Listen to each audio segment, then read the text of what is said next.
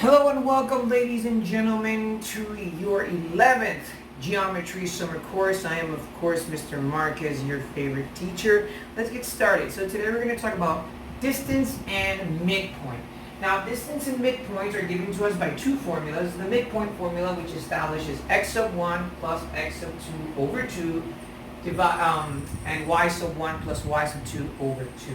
Now, you can do them by graphing or you can do them without a graph. Usually you'll see them without a graph. I'm going to use both methods just to explain. Now these are the examples at the end of this video or along with this video when I upload it to College One. Very important that you go to College One. Very important that you check out this video. Very important that you download the exercises that I am giving you, ladies and gentlemen. Also very important that you subscribe to the channel in case there is any problems with College One. If you subscribe to the channel and hit the bell notification button, you will receive a notification every time I upload a video. It is very important, especially because we're almost done with the summer classes for this month. So I need you guys to pay as much attention as possible. And here we go. So x sub 1 plus x sub 2 y sub 1 plus y sub 2. Let's go into the example. It says find the coordinates of the midpoint of CD with endpoints C, negative 2 and 1 and D 4 and 2. So the midpoint is exactly that. It's the middle of 2 points. Now if I were to graph, and this is so you guys have a visual idea of what I mean. If I were to graph C is negative 2 and negative 1. So negative 2 and negative 1 is right here. D is 4 and 2, so D is 4 and 2, so that'd be positive 4 and 1 and 2. So this is where my line would be, negative 2 and negative 1, which is C, and 4 and 2, which is D. So what you're going to write, so we have our line, or our endpoint, and they want us to find the midpoint. So what is the midpoint graphically? The midpoint is just the middle. What coordinate is actually between C and D? Now in order to do that, we use this formula. You could do it graphically. In fact, I'm pretty sure there are some other methods on how to do it graphically, but most common method is by using this formula. So we're going to call this point right here x sub 1, y sub 1. And this point x sub 2 and y sub 2. And we are simply just going to find what that point is. So we're going to say x sub 1 plus x sub 2, which in this case would be negative 2 plus 4 divided by 2, and y sub 1 plus y sub 2 would be negative 1 plus 2 over 2. Now we solve.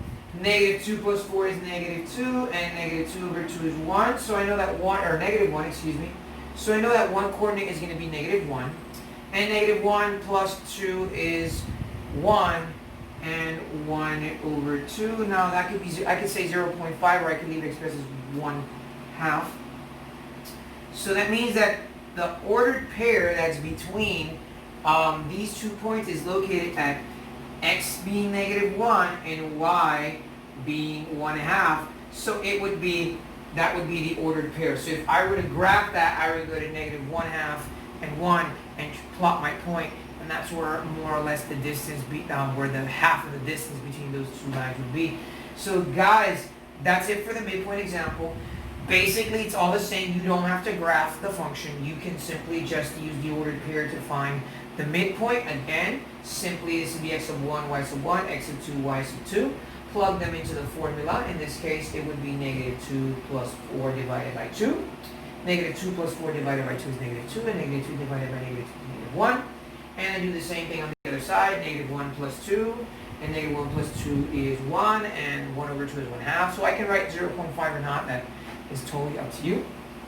And that's the midpoint. Now let's look at the distance. Now, in the example, so, and I'm just going to make a small parenthesis. Along with this video, I left some practice problems. Now, when we look at the practice problems for the distance formula, the instructions, since it's no book, the instructions say to use the distance formula and to use the Pythagorean theorem. You don't need to do the Pythagorean theorem. I'm not going to do the Pythagorean theorem. I'm only going to use the distance formula. That's what I want you guys to practice. So let's look at the distance formula. The distance formula again is x sub 2 minus x sub 1 squared plus y sub 2 minus y sub 1 squared. Now you're going to need a calculator for this, ladies and gentlemen. So use the calculator to answer the distance formula, just because it's just easier to understand. So just so you have an idea, I'm going to graph the points as well, although you don't necessarily need to graph them in order to solve the problem. As long as you use the formula, you should be fine. But it says find the distance between A and B. And A is at -2, so -1, -2, and +3, 1, 2, and 3. And B is between +2 and -2, so 1, 2, and 1, and 2. And this is more or less where they would be. This is 2 and -2, and this is -2 and 3.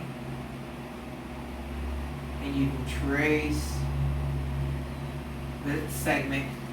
But I don't need to graph it. All I want to do is just use the formula. So how do you use the formula? So again, I label them. This is x sub 1, this is y sub 1, this is x sub 2, and this is y sub 2. And we say d equals the square root. So I'm just going to plug in the numbers. So instead of writing x sub 2, I'm going to say 2 minus, and instead of writing x sub 1, I write -2 squared plus, and I know that y sub 1 or y sub 2 is -2, excuse me, and y sub 1 is 3 squared. Okay, so I just plug in the numbers into the formula. Instead of writing x sub 2, I wrote 2. Instead of writing x sub 1, I wrote -2. Plus, instead of writing y sub 2, I wrote -2, and instead of writing y sub 1, I wrote 3. Okay, so now we solve each side individually, and 2 minus -2 actually turns into 2 plus 2, which is 4. So I'm going to say d equals the square root of 4 squared, okay,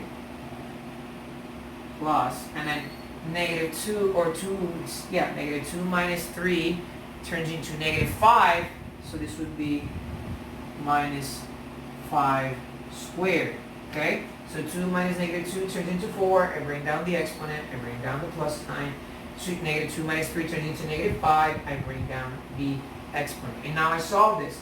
So d equals, now 4 squared is 16, so we're going to say the square root of 16,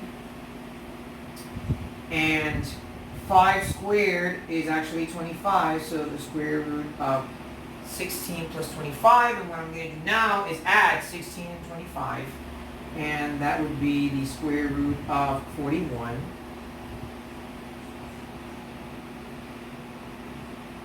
The square root of 41. Now I use a calculator to find the distance. You can go ahead and use your calculator if you want, and that would be approximately 6.4. Probably you'll get a bigger number. That's just a rounded off digit. So again, all I did was I took the ordered pairs and I plugged them into the formula.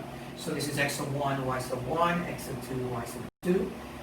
Instead of writing, when I plugged them in, instead of writing x sub 2, I wrote 2. Instead of writing x sub 1, I wrote -2. 2 minus -2 is 4.